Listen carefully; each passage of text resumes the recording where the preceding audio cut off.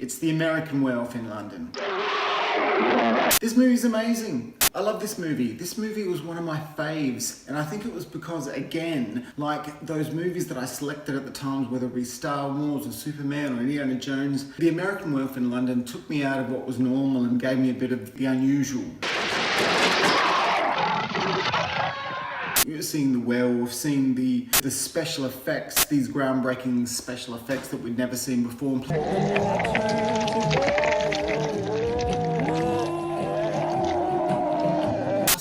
And the comedy and everything associated with John Landis. No, these boys are dead at the end of the movie. He created some spectacular movies. He had his hand in a few classics at the time, whether it be Animal House,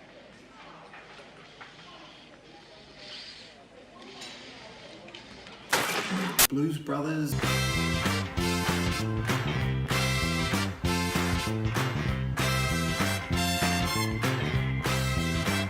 He was in there. On this alone, John Landis really outdid himself. The man's a character in himself. What I was trying to accomplish with American Werewolf was to make it as realistic as possible, to make it like this fantastic and essentially ridiculous thing is really happening to him. If you ever heard him speak, he's passionate about what he does. He's a funny man, and I've even heard him describe this movie. Is it a horror? Is it a comedy? He would like to refer to this movie as a horror. See, American Werewolf in London is not a comedy. It's called a comedy. They keep calling it a comedy. It's very funny, I hope. It is not a comedy. So look, it's 1981. What I remember about it is I was very young. I wasn't even 10 years old, so I didn't see it when it first came out. Again, it was a VHS introduction for me, but still, I remember when it started. Two characters, two American guys, they're backpacking around Europe, and you see them, they're on the moors, the Yorkshire moors in England. It's in the middle of nowhere, stretches of highway, they're alone, and the first time you see them, they're in the back of this truck with sheep.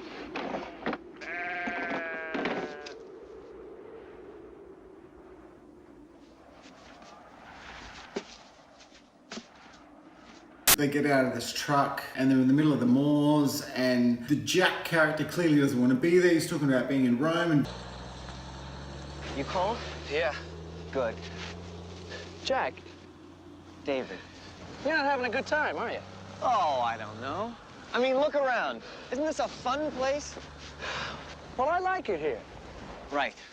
Northern England first, Italy later. Right. And you've got David saying, yeah, but let's explore everything, even the boring moors. So they're out there and they're walking, and it starts to rain, and they end up in this small little tavern, local country type tavern, and it's the Slaughtered Lamb. The Slaughtered Lamb? That's kind of strange. Where's the lamb? It's probably inside getting cold. Come on. No, really. What kind of ad is that for a pub? I don't know. Would you rather the Hilton? All right. But whatever happens, it's your fault. Right. All right, come on. And it's there where they see the five-pointed star on the wall. You can feel this conspiracy going on of silence.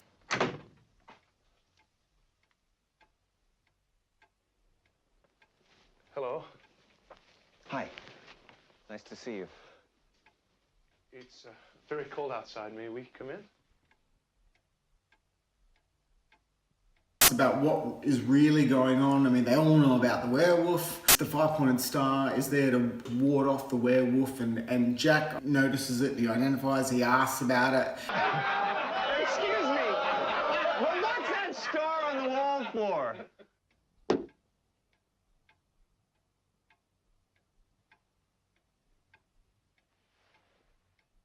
And that's what gets them kicked out of the pub. Then they find themselves back in the moors, and this is when you first encounter the werewolf.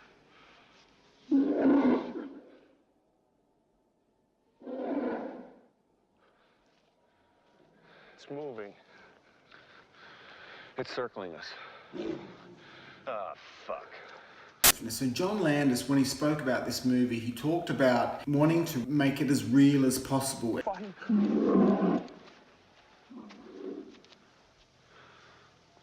It's in front of us.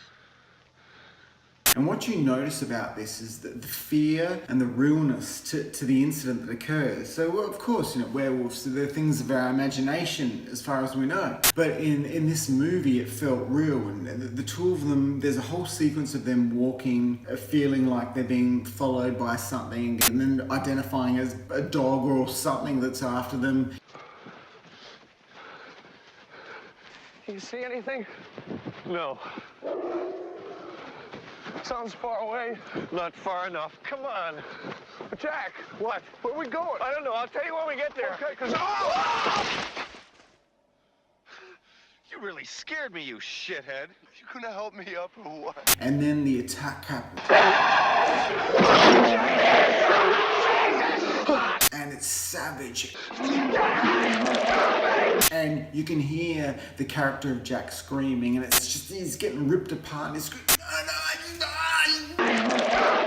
yeah. And you can just hear him, he's screaming, it's a nuts scene. And David, the character of David, runs.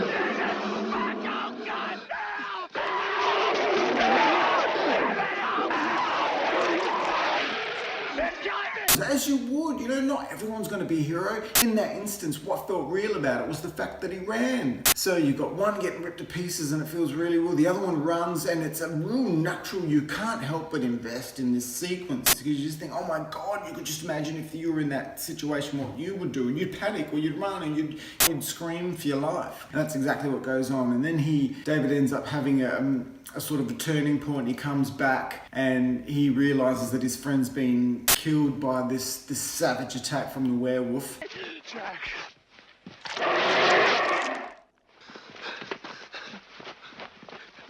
And even the shots of it all ripping it, it's incredible. Jack. And then suddenly the werewolf comes out of nowhere. And these people from the Slaughtered Lamb come out and they save his life by shooting the werewolf. David, before he passes out, looks over and he sees that it's a man.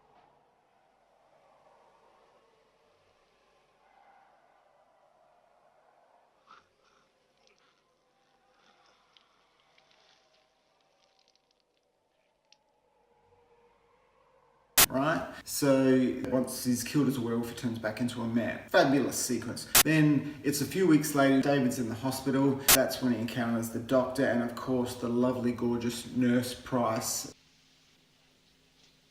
Can I be of service, Nurse Price? Dr. Hirsch? Go about your duties. Yes, Doctor. Oh, Nurse Price?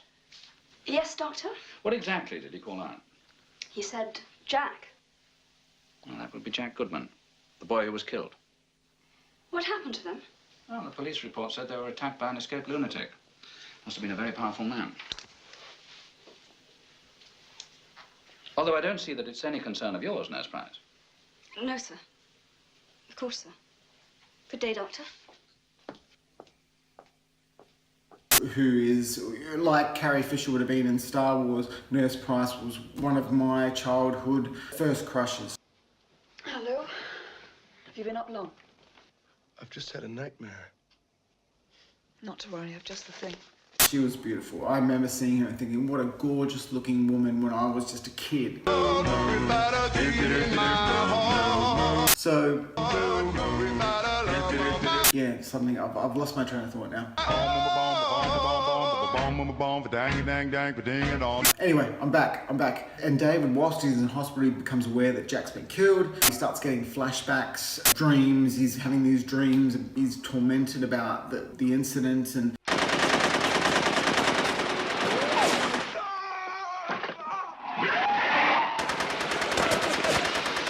Ladies and gentlemen.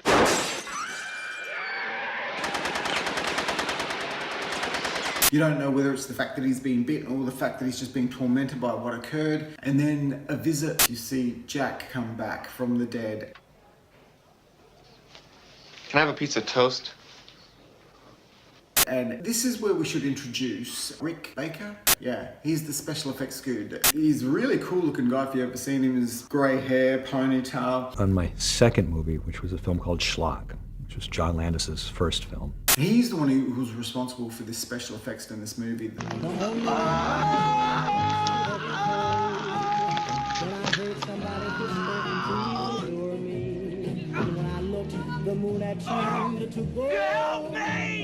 The transformation from man to werewolf, and also the sequences with Jack as he slowly deteriorates. You're not real. Oh, don't be a putz, David. Comes back to visit him from the dead, but every visit he's more and more deteriorated. And this first one is one of the classics because he's in the hospital, it's in the stark daylight, and you see Jack where he's been slashed. Your parents came to my funeral. I was surprised at how many people came. Well, why should you be surprised? You were a very well-liked person. Yeah, I was, wasn't I? Well, I liked you. The prosthetics or whatever they've got going on looks amazing. You can see bits of flesh dangling and it looks great. It looks great. But yet the comedy is there throughout the entire sequence. That's what's the beauty of this. You're getting this stark daylight special effects that look amazing. It's frightening to watch. And the banter is funny. She runs to find solace in Mark Levine's bed. Mark Levine? An asshole. Life mocks me even in death. You know, he's talking about his funeral and the girls that turned up and how she sought comfort in the arms of another man. It's classic stuff. It's really good. But this is where he tells him he's going to become a werewolf. So anyway, he ends up thinking that possibly it was just his imagination. Nurse Price is there to console him. She's falling in love with David whilst he's in hospital. Nurse Price, Alex offers to take him home, and then the sex sequence. So he ends up with Nurse Price, moving on. Jack visits him again, telling him he's warning him again. He doesn't take the advice, although he's starting to become a bit concerned about the possibility of turning into one. And then the sequence of him turning into one is absolutely amazing. Groundbreaking effects.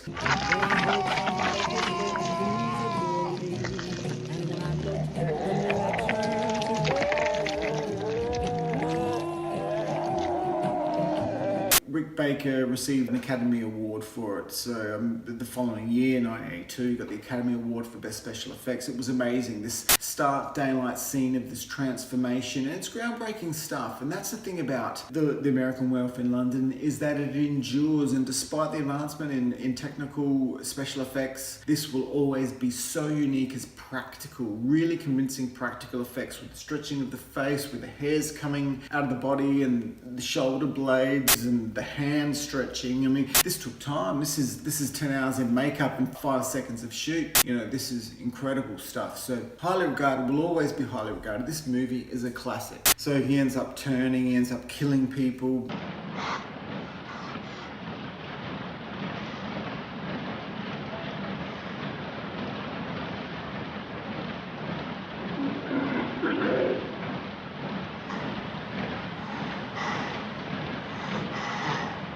Kills a number of people. Jack visits him again, and he needs to come to terms with the fact he's becoming a werewolf, or not becoming, that he is a werewolf. So there's some amazing sequences that go on, the last being in a theatre together, a porn theatre together. So it's the severely decayed Jack. You look awful. Thank you. Sitting with David saying, look, now you know, look at the people around that you've killed. He's brought the people with him that he's killed. So they're the undead as well, in limbo, waiting for David to die so they can move on. David, this is Harry Berman and his fiancée, Judith Browns. Hello. Hello. And these gentlemen are Alf, Ted, and Joseph. Can't say we're pleased to meet you, Mr. Kessler. So everyone's pressing David to kill himself, and they're suggesting ways of him killing himself, and it's a funny sequence. But in this sequence, he turns.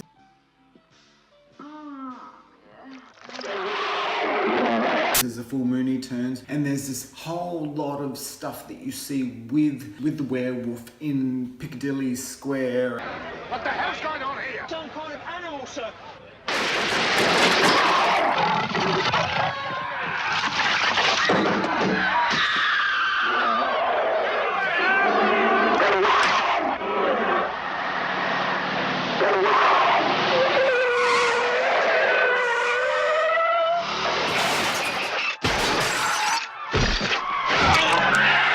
And it's it's all going on and there's some accidents, people flying out of windows, and it's incredible. You really see the werewolf in these scenes. It's pretty amazing stuff. What is it about it? What is it about this movie? It's the comedy, it's the horror, it's just exciting. Even the set. When I look back to my youth, I think, you know, fear, the savageness of the attacks of the werewolf, how ferocious it looked.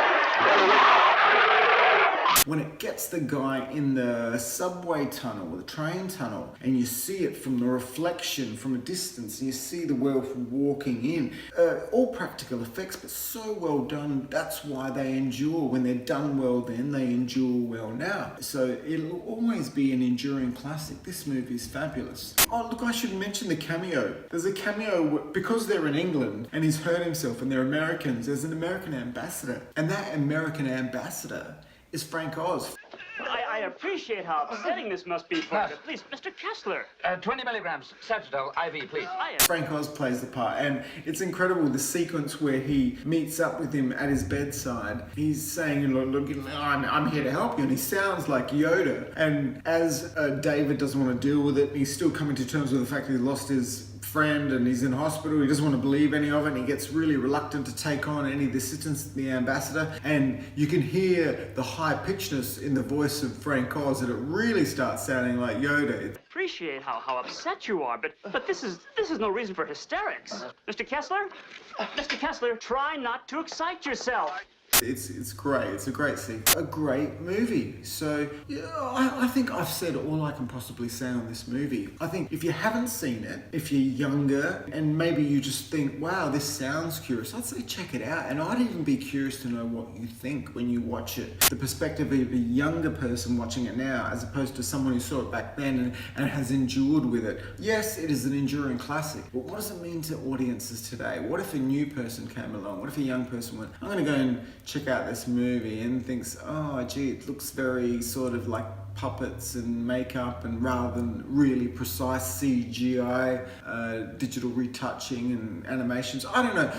Look, I enjoy the underworld movies, and I've seen Van Helsing, and I've seen various representations of wolves and werewolves, and I think this movie, and it's a combination of elements. It's the actors, it's the sequence, John Landis directing, the writing, it's incredible, but it really does endure. It's great. To the point where in 1983, I think it is, Michael Jackson was such the fan of this movie that he created Thriller, and he had it directed by John Landis, and the makeup was done by Rick Baker. So it's essentially a very similar production to American Werewolf in London. And even when you watch Thriller, it is great. It looks real. There's some real horror going on. So John Landis understood horror, and he understands comedy, and all that is relevant in the movie. It's a good story, it's a strong story. I stand by it, and it may not be for everyone. If you haven't seen it, see it. And if you haven't seen it for a while, revisit it again and tell me what you think. But I love it, and it's been a pleasure talking about it, and that's all I've got to say on the matter. But it's been wonderful talking to people, and I can see that we're engaging, and I can see that there's some interest. So keep it up, let's keep talking. Let me know what you think. I talk only on what I think and what others think. So just let me know what you think, and I will talk on those things. Anyway, it's been a pleasure. I just want to give a nice send-off now and a thank you. You're wonderful people. All those that support me, all those that watch, I love you. Take care. See you, Geeksters.